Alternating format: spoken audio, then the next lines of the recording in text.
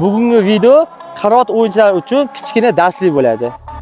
Qara bular, xohlasa o'z qanoting ochilib olsa, endi to'g'ri ochilish uchun sen maydonni ko'rishing uchun maydonda yoningma qo'l bo'lib turishing kerak. Ya'ni o'zing vartini ham, qarama-qarshi turgan sopernik vartasini ko'rib turishing kerak.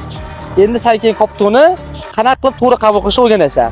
Xo'p, birinchi bo'lib koptoni qabul qilishdan oldin bir marta maydonni ko'rib olasan. Agar oldingda bo'sh zona bo'lsa, koptoni o'rnida qabul qilma, orqaga qabul qilma. Agar orqaga qabul qilsang, yana orqaga o'ynaysa, hech qanaqa biz hujum qila olmaymiz.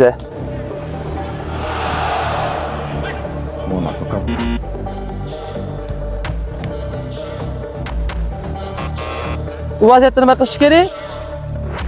Sen maydonni ko'rding, senda bo'sh zona bor, kopto kelganda chap oyoqda oldiga yurish kerak.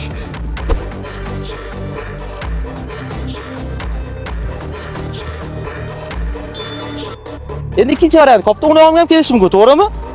Bak, ketdi. Uchinchi variant ham bor. Buni ishida ham qabul qilib ketsang bo'ladi.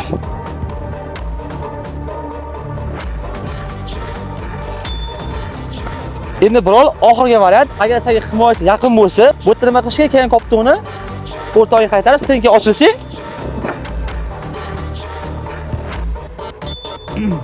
Agar sizlar ham shunaqa harakatlarni men bilan birga o'rganmoqchi bo'lsanglar, mashg'ulotlarga qo'shilishinglar mumkin.